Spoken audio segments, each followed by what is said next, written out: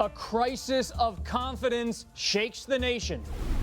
To unleash the full power of the federal government in this effort today, I am officially declaring a national emergency.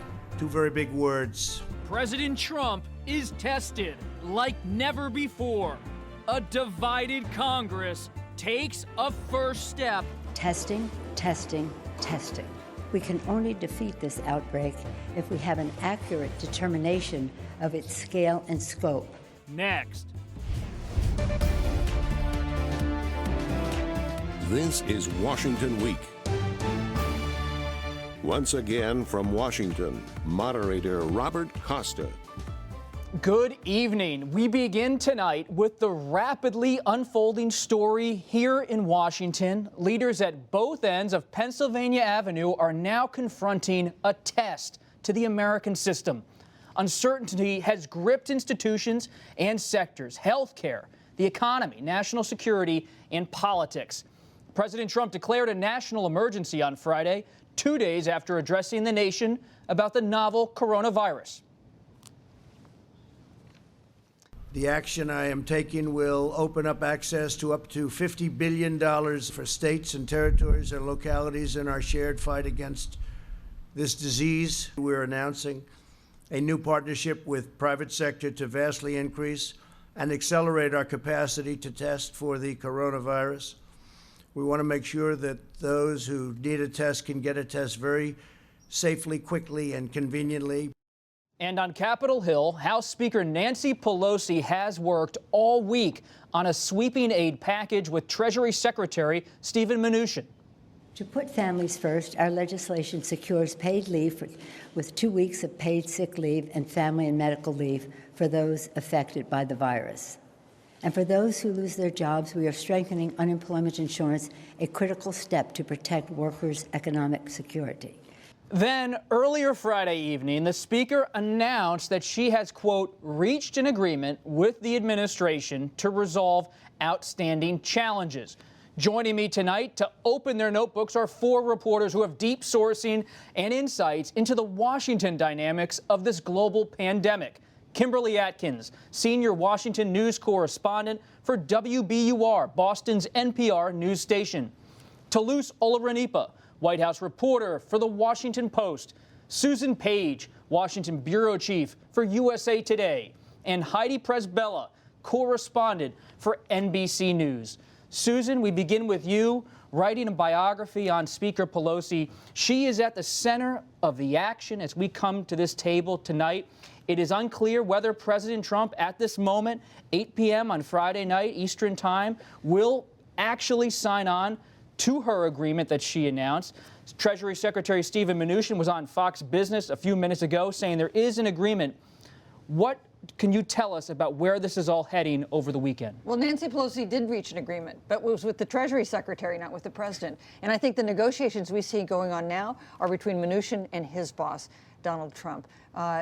It's really extraordinary that we find a situation where it's not clear to us if the Treasury Secretary can competently speak for the president. And House Republicans are holding off on endorsing this deal until they hear from Trump. Nancy Pelosi has suggested she might bring this up for a vote anyway tonight. Even if Republicans don't sign on, she could probably get it through the House. But without Trump support, probably can't get it through the Senate and certainly couldn't get the president to sign it. Why are House Republicans, Tolu, waiting for President Trump? Because they are completely tied to him ever since the 2018 midterms, in which so many of the moderate Republicans lost their seats. The remnants of the Republican Party has become the Trump Party. They have realized that if they're going to keep their seats, if they're going to be able to have any future in the party, they have to be completely tied to President Trump and really wait for his call in terms of what exactly they're going to do. Whether or not they can support this is going to be based on whether or not the president tweets something saying, I support this bill. So far, there's a lot in this bill that Democrats like: paid family leave, sick leave, support for the uninsured. There's not a lot of what President Trump wanted when it comes to things like trying to get a payroll tax cut or other tax cuts for businesses or industries that he thinks are impacted by this pandemic. So right now, President Trump is sort of waiting to see whether or not he will support this. And until he says so, these House Republicans are not going to move. The troubling part is that he's known what they're negotiating, the broad outlines, the broad contours of it. And he's also known that the reason why the markets were soothed today was on the expectation that there would be such a deal. And what the specific outlines of that were known to all of us. So if the president at this hour is not supportive of this deal, what more is it going to take? Because Pelosi did compromise as well on a number of elements in here, like the payroll tax cut, or like the payroll tax cut, which the president wanted actually, but also they were going to use tax credits, I believe, instead of direct assistance. So she's compromised her part. And if we get to Monday and the Senate comes back, which Mitch McConnell has made clear they're coming back, they're not going to take the recess, and the president hasn't signed on to this, get ready for another wild ride. And we're looking at, Kim, a Washington that is divided along Pennsylvania Avenue. Speaker Pelosi pursuing her agreement with the Treasury Secretary, President Trump at the same time declaring a national emergency. What do you make of the standoff as a reporter? Well, Donald Trump, the president, wants to seem that he is in control of this, that he's always been in control of this, and blaming everyone else for everything that goes wrong. So in that sense, he doesn't want Nancy Pelosi to be the face of what is moving forward. Now, you're saying that Washington is divided right now. One thing that coronavirus has done on the Hill is unite lawmakers. Lawmakers were looking to get some sort of relief and get some sort of relief quickly. Lawmakers were unified in their condemnation of administrators, people in the administration who went before Congress this week to explain how we got to this point on coronavirus. It angered people on both sides of the aisle. The division is between the Hill and Pennsylvania Avenue. And you have Donald Trump, who has been angry throughout the week about how things have gone, who have, like I said, sought to divert attention to other places. And now he's trying to control it. To allow Nancy Pelosi politically to take the narrative and to take that victory lap is probably very difficult for him. You know, it's hard to reach a deal when the president and the Speaker of the House are not speaking. Right. And they haven't been speaking since impeachment, for which Donald Trump is bitter and blames Nancy Pelosi for handling. But you know, there's something like this that happened before, which is during 2008, you know, the big financial meltdown. Speaker Pelosi was in office and George W. Bush was in the White House. They had not spoken for months because of her opposition to the Iraq War. But when the economy melted down, he did talk to her. They did do negotiations that got a crucial bailout bill through. And I see echoes of that in this debate today. That's such an important point, because you think about this moment, how do we give it context? And that 2008 example is a key one. But inside the White House, do they see this as a moment where it requires bipartisanship, and perhaps on the payroll tax cut and other issues, the White House may have to give? Well, 2008 was the end of George W. Bush's presidency. He wasn't running for re-election. President Trump is running for re-election, and that has made so much of a difference in terms of how this White House is responding. They're looking at this through a political lens. They're looking at the stock market. The president is looking for ways to sort of boost his position before the election, even the payroll tax cut that he's talking about. He wants it to last through the election so that Americans aren't hurt economically as they go to the polls to decide whether to give him another 4 years in office. So that's a major difference in the way President Trump's White House is dealing with this, and one of the reasons why it's been difficult to get Republicans and Democrats on the same page. Moving these things quickly, though, is there's no parallel to this in terms of the importance of getting this done quickly, because this deal is not even done, and we're talking about having to potentially do a third round now of economic stimulus, possibly helping specific industries. And the whole point here is to soothe a very panicked nation. And in doing that, you want to try and do it quickly to show that at least Washington is all on the same page in getting America what it needs. What the things that have been happening in other countries where we know that, you know, these things have worked in terms of getting people to stay home when they are sick. The one thing that makes us really unique from Europe is the fact that we don't have paid sick leave. And so getting that message out to people that we understand the historic calamity that this could cause, and getting everybody on the same page, I just don't see how this isn't going to work against him if they don't get this done this weekend. And your point about a third round of deals and negotiations, it's very possible. When I was on Capitol Hill this week, everyone's talking about they already had the $8 billion deal. They're doing this deal now. But if the economy continues to move to full stop, You could see bailouts of industries being discussed, a whole array of major measures from the Federal Reserve to Congress to deal with this crisis. Yeah, if we're heading into a recession, and there are a lot of signs that we are, it could be a deep recession. It could be a serious recession.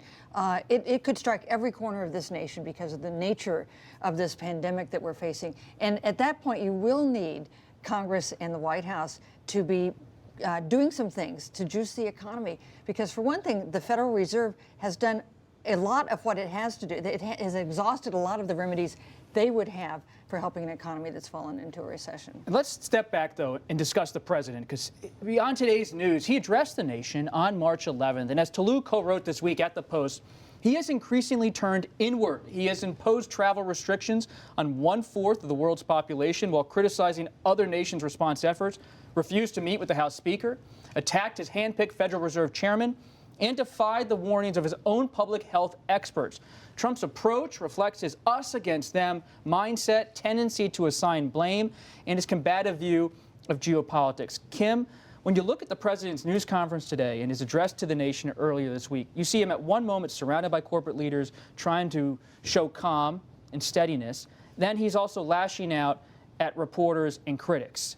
Where is he at this moment? It's hard to tell from one moment to the next. We also saw him this week call for unity and to put partisanship aside, and he immediately went to his Twitter account and started attacking Democrats and blaming the entire thing on the Obama administration. Just, you talked about that 8.3 stimulus that started, the relief package, emergency package. Donald Trump said he wanted 2.5 billion, and it was Nancy Pelosi that sort of in Congress that said, no, you need more, we're just going to give that to you. And so all the while we have seen the president not only be all over the place, but his instinct was to try to downplay it because he saw it as a political threat, to say that people would get better, to say even today he's saying we have everything under control. We have this website that people can go to and find out where they can get tested. The website isn't even done yet. So it's his instinct to try to downplay things and talk himself out of things. He's learning that coronavirus is the one thing that he cannot talk himself out of.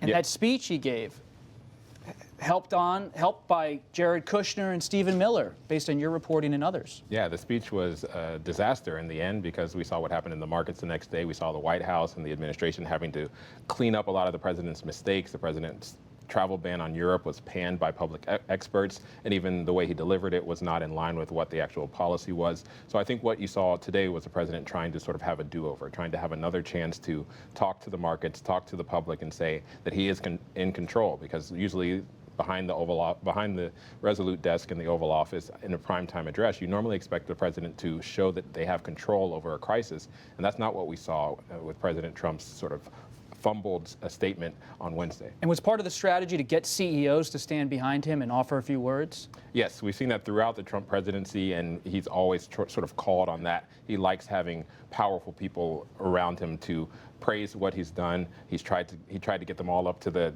podium to talk about how great of a response he has provided, and I think that's trying to get that cosign from CEOs and powerful people is a key part of his presidency. And there's going to have to be a lot of accountability down the road about whether those centers are set up in parking lots, whether the corporations are following through, as Kim said, on the website. And amid all this, you see this political warrior in President Trump. He's fighting battle after battle, grievance after grievance. And on Friday, he had this exchange with our PBS colleague, Yamiche Alcindor. You said that you don't take responsibility, but you did disband the White House Pandemic Office. I just think it's a nasty question. And when you say me, I didn't do it. Anthony Fauci is on the record saying, hey, yeah, it would have really been helpful had we had this office. And to Kimberly's point, the one thing that Trump has been consistent about is misrepresenting the gravity of this threat. I went back actually in my reporting this week and looked at the evolution of his statements. On the same day in South Korea, we had our first diagnosis here. So it's a perfect parallel. What we did differently was that we had a president who was completely downplaying the risk, whereas the South Koreans were mobilizing. Now, it's true, Fauci says we have a very different system here. We're dependent on hugging the private sector, whereas the government there was able to marshal all of its resources. But to come out and tell the American people that we are doing great things and we're really ahead of the curve is just factually false. All right, let's stick with that point. When you're talking to your top sources in both parties, Do they have confidence in the institutions, in the government, in the coming 2 weeks while everyone works from home and schools are closed to come through? No. I think there's a lot of uncertainty. I think that's one reason the markets are going crazy, and it's one reason there's so much attention on what the president is doing. The president, you know, the most powerful official in our nation. This is an existential threat for President Trump. In a way, impeachment was not. Impeachment 37 days ago. It seems like a lifetime ago. But the challenge that he faces in handling the coronavirus is one that could determine, it's already changed the political landscape for 2020. It could determine his legacy of his first term and whether he has a second term. Have you ever seen anything like this kind of test during your years of coverage of the presidency? Yes, I think 9/11 was that kind of test. I think the 2008 financial meltdown was a really serious test of our system. So I don't think this is unprecedented, but it is a really serious challenge for the president. But it is. You talk about that lack of certainty. It's not just within, it's within the administration itself. I'm hearing people in agencies in the administration, including the Department of Labor, who don't know what their own sick leave policy is and whether they can work from home. It's people on the front lines. Healthcare providers are trying to comply with the directions that they're being given, and they can't because they don't have the resources. State officials are begging the federal government, open up the reserves so that we can get protective equipment for our healthcare providers, give us some more direction. And it's not coming, or it's coming way too slow. And at this rate, we don't know. And of course, most of all is the testing. There's a lack of access to testing. As of this morning, there were about 200 tests that had taken place in the state of Massachusetts, over 100 positive, which means that's over 50% of those that are tested. And they said they would have a capability of 5,000 tests. There's 7 million people in Massachusetts. It will be impossible to know just how far this virus has spread without the data. The Ohio Director of Health said that she thought there could be up to 100,000 people in her state alone who have contracted it already. The House and Senate in-house doctor said at the end of this, all told, we could have millions and millions of people who contract this virus, that what we are doing now is just mitigation, that what we're trying to do is, I'm sure you've seen this flatten the curve phrase, that what we're simply trying to do is prevent a spike in the number of cases and to keep it consistent so that we're able to treat people in the hospitals. But the president did not speak to some of the most important concerns that Americans have today, which is timing. When are those tests going to be online? I know for a fact people are going to the hospitals, ER rooms, and not able to get tests, even when they're showing symptoms today. Secondly, the equipment. He said that they were going to be buying up new equipment and ventilators. Is it going to be enough? Because Fauci ominously was quiet about whether we're on the same track for Italy right now, and Italy is a horrible disaster. We have fewer hospital beds per capita than the Italians do. So these are the things, looking forward, just saying, don't worry, America, it's going away, which he said on Wednesday. And standing up there and trying to reassure people that we've closed the borders and that is going to be the solution is not going to work when they see their neighbors and their friends getting sick, if that's where we're headed. What's going on inside the White House as they hear these concerns from citizens, they hear reports in the press? Well, the same level of chaos that we've seen in this White House for the last 3 years is persisting even in the middle of this crisis. Is that because there's a new chief of staff? What explains that? Well, that's the tone that the president has set. You've seen a high turnover. You've seen a lot of infighting. You've seen the president put people against one another. He's hired people who are ideologically very different from one another, who have seen that they benefit from being able to sort of fight it out in front of the president and prove their loyalty to him. So now we're seeing that same dynamic play out at a time of a global pandemic, people trying to appease the president and not necessarily focusing on the public health focus that they should be focusing on. And it's very clear that that same level of chaos is ill-suited to this global pandemic. And President Trump's sort of play it by ear, fly by the seat of your pants approach does not work well within a political crisis that stems from a global pandemic. And as Kimberly said, the president's ability to sort of just talk this down and talk this away is not something that he can do at this point of this crisis. And Susan, you're talking to Americans, USA Today has conducted a poll about the economic concerns that are out there. And beyond what Tolu was talking about, presidential leadership, a test of the White House and Congress, you're seeing fear in this country about the economy. Yes, in fact, when we did this this poll this week about how Americans' lives have been affected by the coronavirus, people expressed more concern about the economic and financial effect than they did about the health effect. And you know, that goes to why this matters so much to President Trump. How many voters have you talked to who have said, you know, I don't really like President Trump's tweets, but I like what I see happening in my 401k.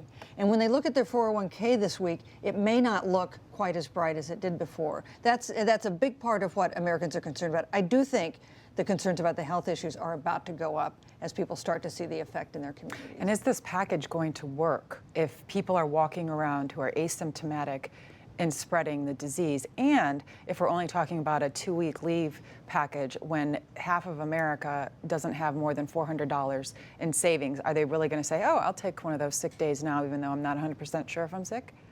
So we'll see if this, it has to be prescriptive. It has to get at the underlying problem, which is getting people to stay home instead of treating the symptoms after the fact. And it's, again, we end where we begin, with Speaker Pelosi driving it along with President Trump. Leader McConnell really waiting on the side as those two leaders cobble together their own position. And we've seen him do that a number of times before when it comes to that. And he, too, is waiting, to his point, to hear from the president. And make sure that he is lockstep on board before he backs this. So I think this, keeping the Senate in session, not letting them go to recess, is a signal that there is an urgency here, that they do need to move quickly. But at the end of the day, the buck stops at Pennsylvania Avenue, and it will have to be the president to back it before Republicans will fall in line. Yeah, the president said Pelosi and he would eventually talk, and they haven't talked yet.